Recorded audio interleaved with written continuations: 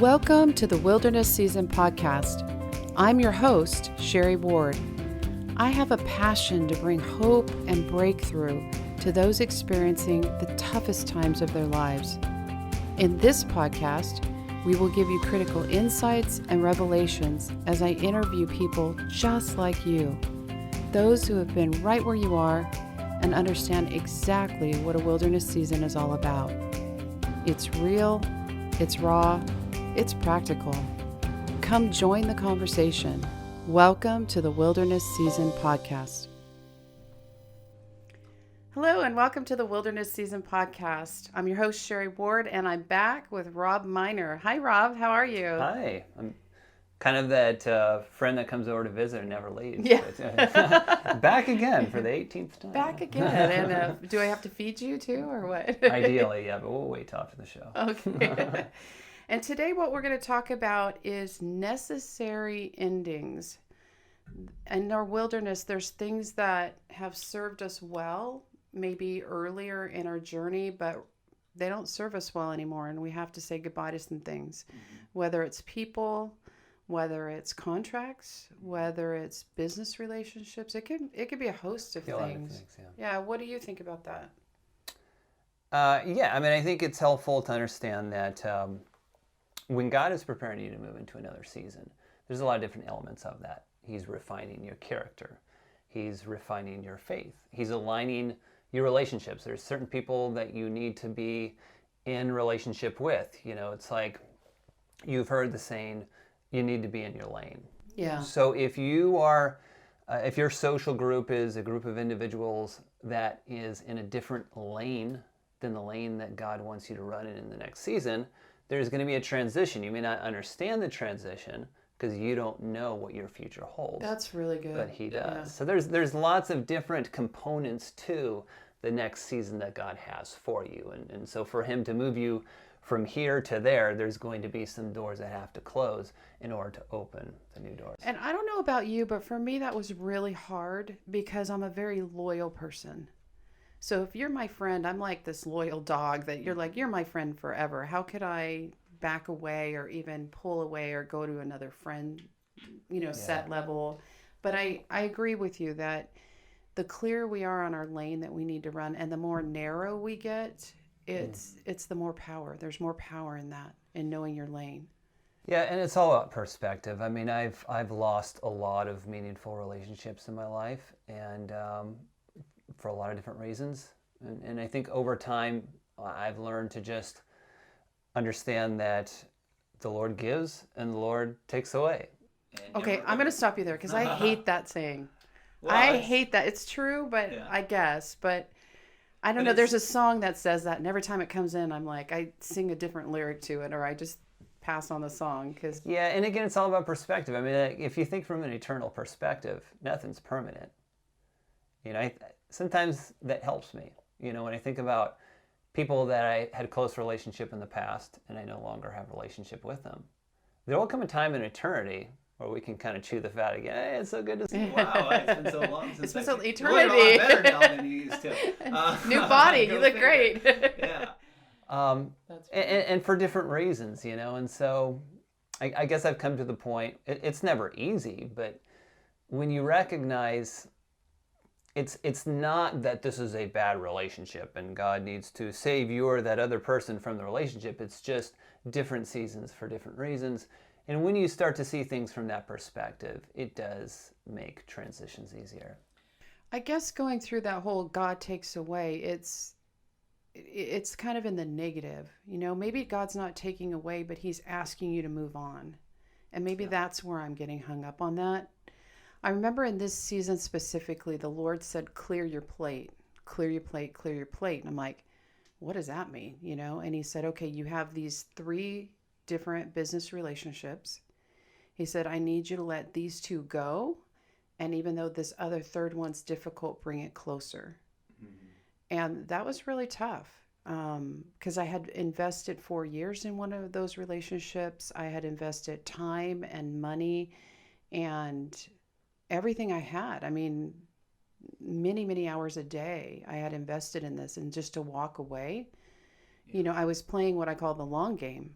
And so I wasn't looking for the initial payoff right away. I was looking for an inheritance for my kids and my family down the road.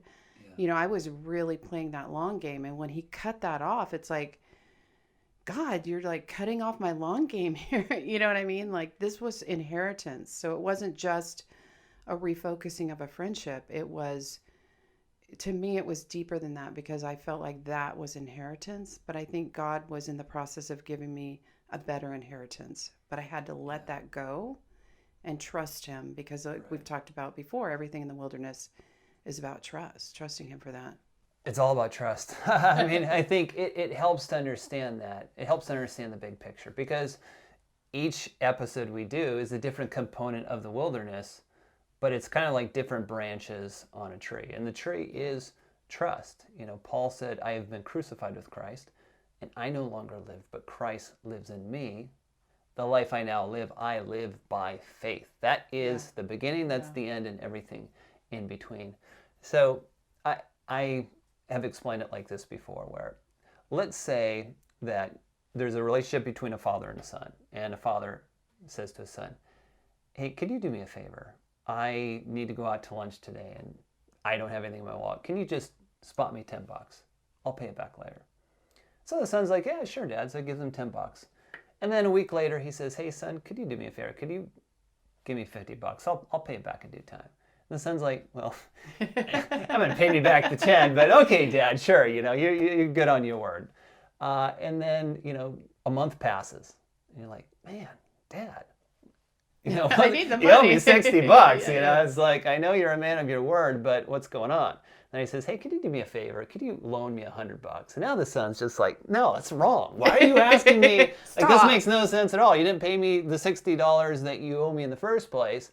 But finally, after, getting irritated, it's like, oh yeah, all right, fine, here. And then, months pass. You're like, what is on? God, I mean, Dad, geez, your character has just gone to pot. What is going on? Yeah. And then one day out of the blue, he gives you $1,000. You're like, what's this for? He's like, because of, the money that you gave me earlier. That's like, a great analogy. But you owe me $160. Yeah. And he's like, but that's not how I work. Yeah. I want to give you $1,000. I mean, that's how it is with our relationship with God. He doesn't give us explanations. He said to Abraham, he said, go, leave your father's household. Go to a land I will tell you. And there were no answers attached. There was no manual with a breakdown of, okay, you'll be here for 5 years and you're going to get really irritated. It's hot there. But then after 5 years, he's going to move you to here. There was no explanation. Agenda. Yeah. It was just like, when he called his disciples, hey, you, come follow me. Yeah. That's Yeah, it. That's true. And then you go on a faith journey. Yeah, and I love how you've been saying that, because a lot of the episodes you've called it the faith journey. And I like that, how it's just we don't know, and it's all about trust. And even taking it a step further, talking about Abraham, and this is the part that really hit me, because when God had told me, let these two business relationships go and pull the other one closer, he brought me right back to Abraham and Lot, because they're the guys that worked for him in the fields were fighting over the wells. So they got to be too big where they needed to split up. And the thing that impressed me about Abraham was his trust in God, because he looked at Lot and he said, which way do you want to go? Do you want to go with the green fields, or do you want to go in the more arid, deserty region? And of course, Lot picked the great land to go to, which ended up being Sodom and Gomorrah, the Valley of Gomorrah. Bad choice. Bad choice, but in the end. But Lot, after he separated from him, he said that's when God reiterated all the promises to him. So it did not matter where Abraham went and what Lot did or selected, because the promises followed him. Yeah, it kind of made me think, when you said that, it made me think of the scripture. There's a way that seems right to a man, but in the end, it leads to death. And, it makes me think of in Genesis 3, they ate from the tree of the knowledge of good and evil. Like, in Lot's mind, you look left, you look right, they look the same to me. It turned out to be the wrong choice. But I think if you can cut it down to the least common denominator, he probably didn't consult God. He made a judgment based off his perceptual understanding. That looks good. I'll take that. But in Abraham's mind, he's like, it doesn't matter to me because God directs my footsteps. And I have a promise from God. Yeah, and he's going to fulfill that promise. No matter which way I go. And that really freed me up. So when I had to let go of those relationships, I'm not going to say it was easy and I wrestled with the Lord over it, but that God really spoke to me through that story that it doesn't matter. You were hanging on for the long game, but babe, I've got a better long game for you. Yeah, and there's a lot of, again, going back to how it's all about trust. It's all about faith. Yeah. And this ties into the story of Lot and Abraham. Oftentimes we don't understand it. It does not make sense when God shuts a door. For example... Can we say most of the time? Most of the time, yeah. Like, for example, when I left my church, this was an amazing church. Now, of course, I moved geographically, so it didn't make as much sense geographically to go to the old church, but it was more than that. It's like God was calling me to a new land, and it was time to let go of the old and embrace the new. But I didn't have a church on the other side. So I tried out a few different churches. I ended up deciding on this one church, and it was good. I mean, I really enjoyed it for a month or two, but it didn't take long where I'm like, shoot, dead end. Like, what was that all about? Why did I leave this church that I went to for all these years, this great church? Then I stepped out in faith. I went to this other church, and this ain't it. Well, I'm now at a church that's it. And ironically, a lot of my old friends are at that church. It's like we're all new to this church, and I understand it now. It's an indirect route. It's like the 40 years it took the Israelites in the wilderness. It's not a straight line from point A to point Z, because faith is not a straight line. Faith is purposely a zigzag line. In fact, I had a prophetic word once. And it's funny now Just that one. I think of it. Well, I've had... Just one. What's funny was, this is a completely different church, but a couple years ago, I went with a couple friends to visit this one church. And when I was there, I'm like, oh, this is my new church. And literally as I'm thinking that, someone puts their hand on my back. Like I feel this hand on my back. And she says, can I prophesy over you? You're like, this is definitely my church. I'm all in. Yeah, and she said, I feel like I see all these zigzag lines. And I feel like God's saying, you've been like this sojourner of truth, or this sojourner on this journey. Wow. I never heard that word, sojourner, before. But she's like, I see all these zigzag lines, and it feels like it has no rhyme or reason. But God says, the path is going to straighten out. And basically, you're on his path. And that's what the path is like. When I took the job as a track and field coach of my high school, it didn't make sense. I mean, we got worse. We did not get better. It was more embarrassing than it was edifying. But it prepared me for the next step along the road. So oftentimes, when we sense God closing a door, not only does it not make sense, it doesn't make sense 2 months, 4 months, or sometimes 6 months to a year later. Yeah, that's true too. Because it's in that process where we're wrestling with that. Like, God, did you really know what you're doing? Or did I really hear you right? Yeah, I think it's, did I hear you right? A lot of times you're going, okay, did I hear you? Did I just miss the boat? I remember saying that one time. I said, did I just miss the boat? And he goes, there is no boat. You're walking on water. I'm like, oh, okay. You know what I mean? So we kind of have to trust the process that we are hearing him and just go for it. And he's going to course correct us, if we're not going in the right way. So I think there's different things that we have to let go of. Some are, again, friendships. So you were talking about a church that you had to let go of during that time that you really liked. Was there any other things that you had to let go of? Like that you had to create an ending so that you could have a new beginning somewhere else? Yeah, I think there were 3 distinct endings. One was my church. One was my job. I mean, that was essentially the crossover where God put in my heart to take a leap of faith and resign from my 14-year teaching career. That's hard. And yeah. And when you say crossover, you mean the crossing over season, which we'll eventually talk about in this. Yeah. In these and I won't episodes. go into the fuller details because that's in my testimony in episode 2. But I can look back prophetically and I can trace it back to the date that I sent that resignation letter to my principal. that at that point there was, I don't know if I want to call it a crossover, because sometimes it's mystical. It's like, how do you define it? It was definitely a significant transition. Okay, that's good. It was at that point where I activated the next thing in my life. In fact, there was even a dream I had where a teacher asked the student, they said, how do you define the word activate? Oh, and this was in a dream that you had. It was a 3-part dream. And again, I won't get into this now. It's in episode 2. Yeah. But the point being, when I sent that resignation letter, I understood that I had activated this new season. But I had to close the old door to open the new. I'd always gotten the idea that one day God was just going to open a door. And it was in that epiphany I had in March 2018 where it's like, no, it's not how it works. You close the door in faith. You go on this journey with me, and I'll open the next door. Now, it's not like he always works that way, but in that case, he was very clear. He was saying, if you want to come into the next thing you have for me, you're going to need to step out of your teaching career and go on this blind journey and trust me with the future you cannot see. I feel like for me that's hard sometimes because like quitting your job, you could have just taken a leave of absence. You know what I mean? You could have kept you could have just like put that little pinky toe in the door to keep it just a little bit open. I've done that so many times. And I tried that. I had that conversation with my principal, and that didn't work. You know, that happened with a relationship too. You know, I shared in episode 2 where I'd gotten that prophetic word.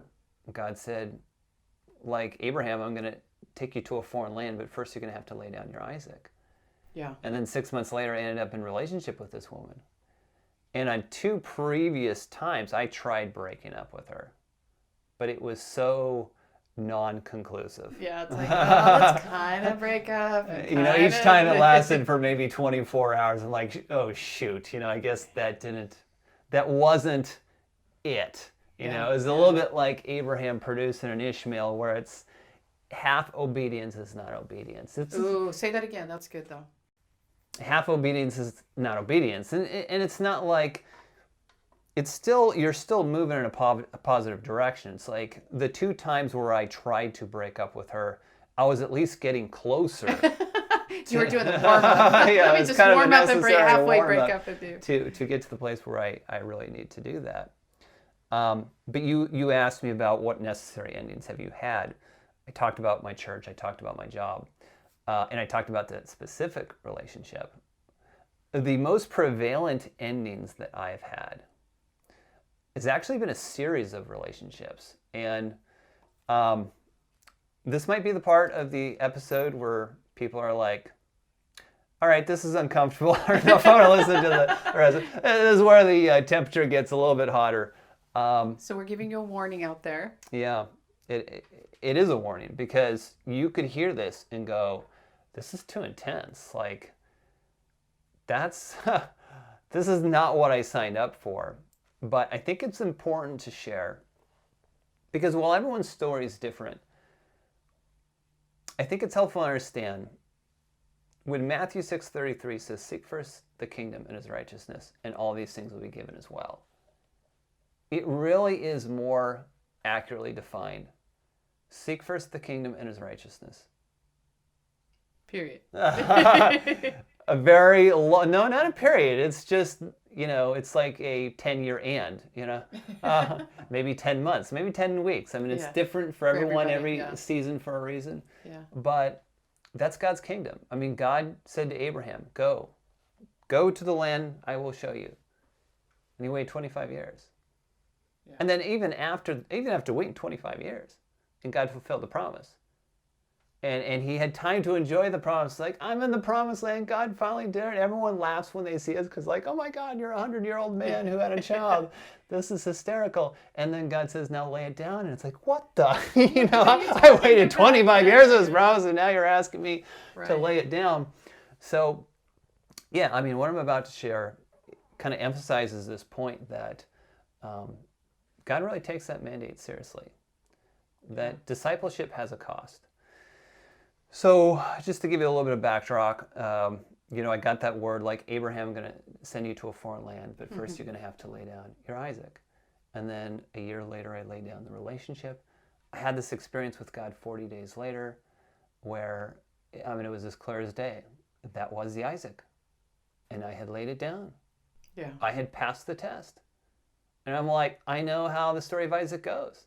Oh, I've been there before too. You're waiting for the resurrection, and Mine didn't happen. Well, in the story of Abraham, it takes, 3-4 seconds before an angel pops out of nowhere and says, hold on, wait, don't do it, Abraham. Do it, yeah. And so you just assume, it's going to be resurrected 2-3 hours from now. No, you're going 10, 9, 8, 7. So where's my goat? So now let me just say this.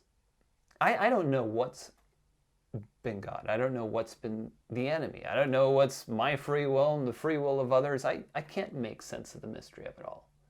But what I can say is this. I have had 5 different relational pursuits since then. And I'm still single. So, I don't need to say anymore. So I'm like, okay, this is wrong. God should have resurrected. I'm like, I don't know. I don't have an explanation. But what I do know is in all 5 cases, and they were all different. I mean, 2 of them were actual relationships where we had conversations about where are we going with this relationship? Is it leading towards marriage? What right, things? Some heavy conversations. Towards it, yeah. And 3 of those, they didn't even evolve into relationships, but they had that prospect. They were moving in that direction. They were moving in the direction where you're like, is this it? Where it seemed like I think God could be in this. But in every case, there was something. There was a hook. Like, maybe it felt like this was just like breadcrumbs from the table. And you're at this crossroads, right? Okay, but is the promise of God going to be breadcrumbs that fall from the table? Yeah, that's good too. That's really and you're good. At this crossroads, you're like, I really want this to be the resurrection of Isaac, but at the same time, you're like, but this is not it. And you can feel that in your gut. And sometimes you may not want to listen to it. You just want to fight it. But it is really in your gut that no, I have to walk away. Well, there's a difference between entering into that rest, where you're just like, this is easy, it's light, this is it, as opposed to striving or grasping to trying to fit a triangle into a square peg that just is not ramming in there. And you're left at this crossroads where you're like, I'm so confused because this is the season of the promise fulfilled. Right. This has all the appearance of the promise fulfilled, but this triangular peg is not fitting into the square. And I feel like the more energy and the more time and the more money that you've invested in that, the harder it is to walk away. Like if it was a relationship for 1 week, using your example, relative to a relationship for a year that God said, okay, now walk away. You've got a lot more invested in that to trust God and to say, okay, I need to walk away. And I remember, and I've said this before, but when we sold our house, I thought, surely, Lord, you're going to bring that ram in the thicket in the midnight hour and the deal's not going to go through. And when it did, the enemy it was like the enemy coming at me saying, it's done, like that. And I just felt the Holy Spirit come in the middle and smack me on the chest. And he said, it may be done, but I'm not finished yet. I am not finished yet. And it was almost like when Jesus died on the cross and you thought, okay, it's done. The enemy's just saying it's done, but he didn't know what was coming. Right. And it was this protective thing of saying, okay, that necessary ending looks like it's completely done and gone. Right. But what I'm doing is not finished yet. Yeah, absolutely. Because, I mean, we just instinctively define our world by our present circumstance. So if I just lost something that was very valuable to me in that moment, it feels like the end of the world. Right. But I can say this, each of those 5 experiences, I don't want to say the timeline was necessarily shorter. To some degree, yes. But with each successive experience, it was easier to let go. Because with each successive experience, the idolatry crumbled a little bit more than the time before. That's good. That's And very good. I think that kind of helps put things in perspective, because it's not that it's like, God, why are you so cruel? Why is it taking so long to resurrect the Isaac? Right. And I think a better question is, why does it take so long for the idol to crumble? Ooh, say that again. That's so good. You guys out there, this is profound. This is deep. The better question is, why does it take so long for the idol to crumble? Because God is every good and perfect gift comes from God. Not every crummy gift with a bunch of issues involved comes from God. God wants to give you something really good. Okay, so that's why I don't like God gives and God takes away. You know what I mean? Because he's giving us good gifts. They just may be packaged in ways that we don't understand.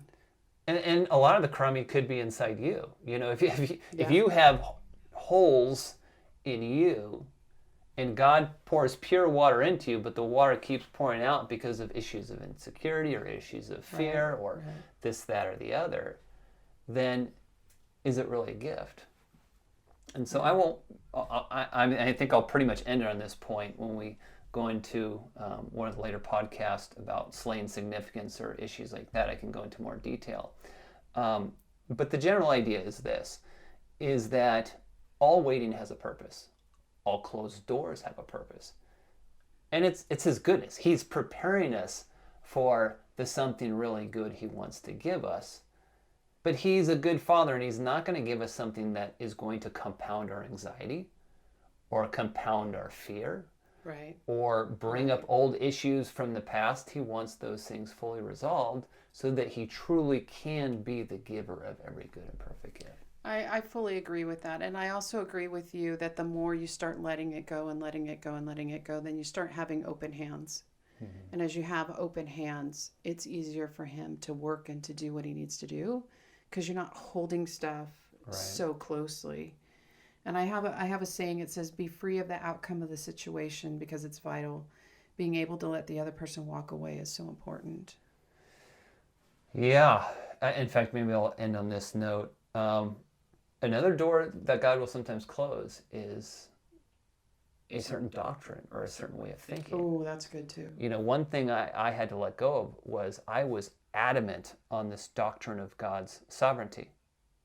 And I'm not saying God's not sovereign. It's just I would keep going back to the story of Joseph. Like, you know, did God work all things out for good? Or did God make the best out of a bad situation? Or did God mean all these things to happen? Because God gave him the two dreams. You know, obviously he knew his brothers would get jealous and this, that, and the other. And I was stuck there like a broken record. And I had to let go and come to this place of being like, God, I just don't understand. And it's actually in that place where I'm like, I don't know, free will, sovereignty, it's some kind of mysterious combination. I don't have a mathematical degree to crack this code. And that's actually my liberation. Yeah. Yeah. And I love how you use that. It's a mysterious journey we're on as well. You know, we don't know all the answers. So I want to wrap it up today. Is there any last parting thoughts that you have about letting go? I think I said this is my final thought 3 times, so I think I'll end on that. So 3 times, this is my final thought. So we just want to encourage the listeners out there. If you guys are really struggling, if you're going through anything where you feel like God is asking you to close a door, whether it's a relationship or in business with a business deal, maybe it's a really killer business deal that can bring you in a lot of money for you and your family, or maybe it's a church or a job or a shift of some kind. We just want to really encourage you that God has the best for you. And it may seem like he is taking away, but God never takes away like that, because he's just opening up something else, and you may not see it yet, but we just really want to encourage you today to go for it. Just trust him, because it's a trust journey and he's always faithful. Thank you again for listening to another episode of the Wilderness Season podcast. Until next time. Thank you for listening to the Wilderness Season podcast. If you need help navigating through your own wilderness season, pick up a copy of my book, A Journey Out of the Wilderness, available on Amazon. Also, continue the conversation online with us by going to our Wilderness Season Facebook page. For resources and events, you can go to www.sherrylynnward.com. If you have enjoyed this show, please subscribe and review our podcast. Just remember, you're not alone.